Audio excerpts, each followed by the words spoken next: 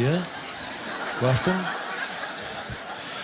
Jeg er så målermanden. Jeg er kommet her i aften for at udføre en lang række målinger. Målinger, som jeg håber, at alle vil finde spændende, underholdende, og måske noget, man kan tage med hjem i bagagen og tænke, hvad oplevede du i går? Jo, der var målermanden.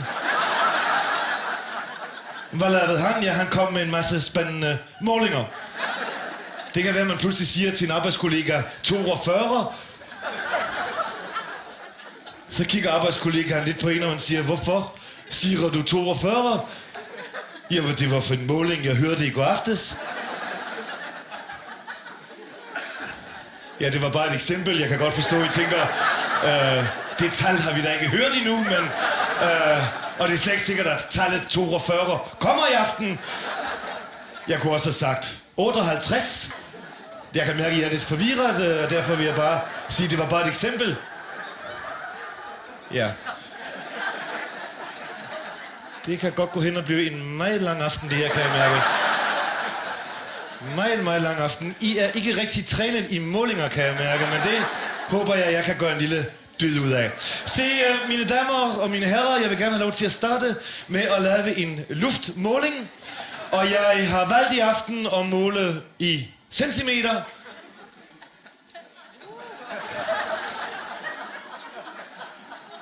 Frem for meter eller millimeter. Jeg kan virkelig mærke, at I ikke rigtig er inde i det her. Der findes forskellige, når man snakker om længder, er der forskellige målinger. Der har vi den mindste, det er millimeter.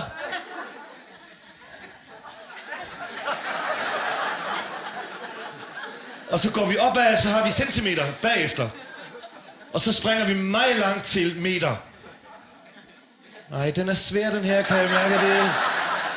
Det plejer at gå lidt lettere, vil jeg sige, med forståelsen. Men jeg kan prøve at vise det her. Der har vi en millimeter, den har vi her. Og så har vi centimeter her, og så kan vi rykker vi langt ud. Så har vi en meter.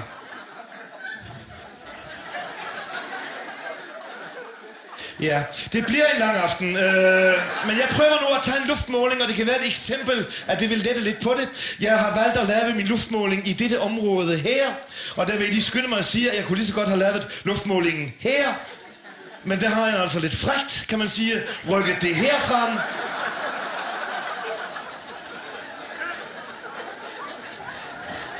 For ligesom at give en lidt større oplevelse. Han var stået helt fremme. Den kommer her, første luftmåling. 93, mine damer og herrer. Det var,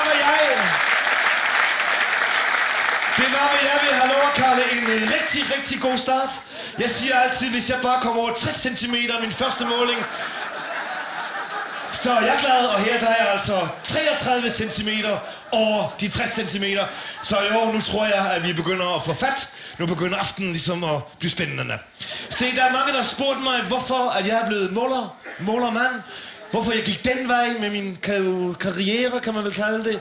Og det gjorde jeg faktisk, det er en lille anekdote, jeg vil fortælle. Det gjorde jeg, da jeg blev konfirmeret i konfirmationsgave. Som denne 14-årige knægt jeg var, der fik jeg i forærerne af mine forældre, som altid har været flotte med gaver, en lineal.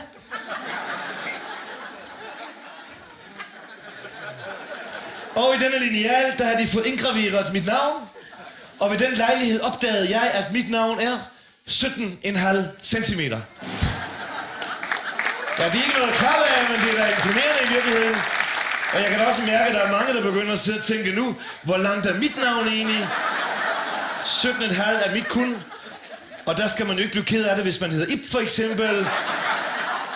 En lille kort kan også gøre gavn. Se, jeg vil nu lave min anden luftmåling. Og den har jeg så valgt at flytte herover. Og det er altså simpelthen for at sætte lidt tempo i det her.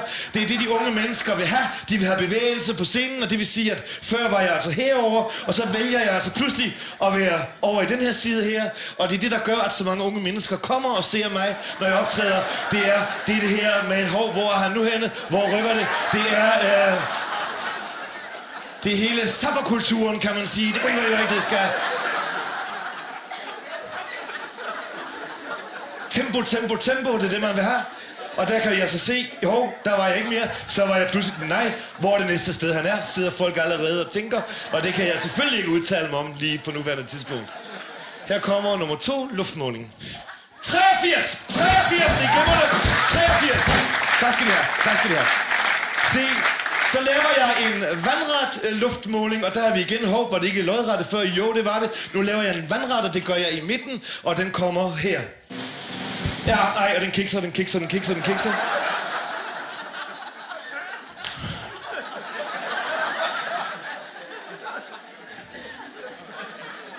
Det har jeg aldrig prøvet før, det her. Altså, den smutter simpelthen for mig. Jeg når ikke at få bremset. Der skal jeg bremse, og der kan I se, der kører den bare hop, så er den væk. Nej, jeg må nok hellere prøve at vise det i slow motion i aften, tror jeg, fordi jeg kan se her, og der kan I se, der skal jeg bremse den, og så i slow motion. Nu kører det altså ind, der forsvinder det. I kan se det? Det gik meget stærkt før, men nu forsvinder.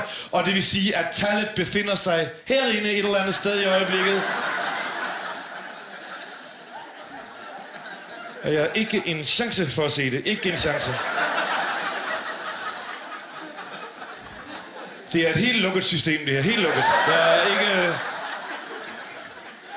Det har jeg aldrig prøvet før, det her. Og jeg kunne mærke, at jeg skulle lige speede lidt op, og så sker det her. Det er dog forfærdeligt simpelthen. Spørgsmålet er, om jeg skulle starte helt forfra, og så... Nej, jeg tror, jeg tager den herfra igen. Der var den 63 cm, mine damer og herrer. Tak skal I have. Så vil jeg gerne fortsætte med kropsmålinger.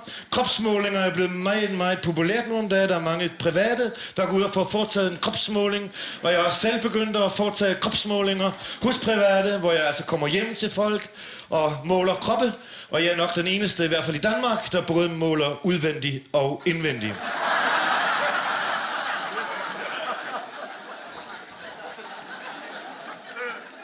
Ja. Jeg starter med mig selv, og jeg laver lige et hovedmål, og den har vi her. 59, hvad så har de, mine damer og herrer? Så går jeg over til den herre, der sidder her, og vi beder dem rejse dem op, og de skal ikke være bange, de skal ikke i manesien eller noget. Når de har et glas øl med, kan jeg se. Prater de svensker, eller er det en dansker, man ved aldrig? Vil de lægge deres hånd sådan frem her? Det gik fint, og vi prøver lige at måle hånden, og hvad står der der? Kan de se, hvad der står tallet? 19 centimeter, det husker vi det tal. Vi husker tallet 19, for nu bliver det rigtig spændende. Husk tallet 19, og hvis de lige skynder dem og rejse dem op, og så kommer de her, så siger vi, hvad det laver her. Ja, tak. Hvad vil de? Du kommer med hånden. Tak skal de have. Ja, det var måske også, at det er svært at forstå, når jeg siger, at jeg går herover. Det er jo ikke sådan nogle tilskuere, der ligesom hjælper til tempo i forestillingerne, vel? Det er jo meget enkelt. Jeg siger, der er det spændende at komme herover, hvad skal jeg? Ej, jeg tager en anden. Ja. Ja, kommer de op? Vil de prøve at komme op? Nå, de kender nummeret til gengæld, hva'? Der var hånden lige med det samme der. Det kan... De har været her før, tror jeg. Altså, der er mange, der rejser rundt efter mig i hele verden for at få målt deres hånd, jo. Kom, vi prøver her. Nej, den skal ikke. Nej, vi tager en anden. De skal ikke. Vi tager den. Kom. Ja, der var de lidt uheldige der. Det var 3-1. Det var en helt kyndig operation. Og hvad står der der? 19! 2 gange 19! Det var meget, meget spændende. Se, mine damer og mine herrer, så slutter jeg med den største måling. Jeg foretager mig, det er stjernen fra spids til spids. Og det gør jeg her i flyvende højde. Og det er der mange, der tænker, det kan man da ikke. Men jeg påstår nu, at den er 1,37. Og hvordan kan jeg påstå det? Passer det? Ja, det gør det. Vi kan prøve at føre spidsen ned der og se. Fuldstændig præcis ligger den på. Og så prøver vi her bag til.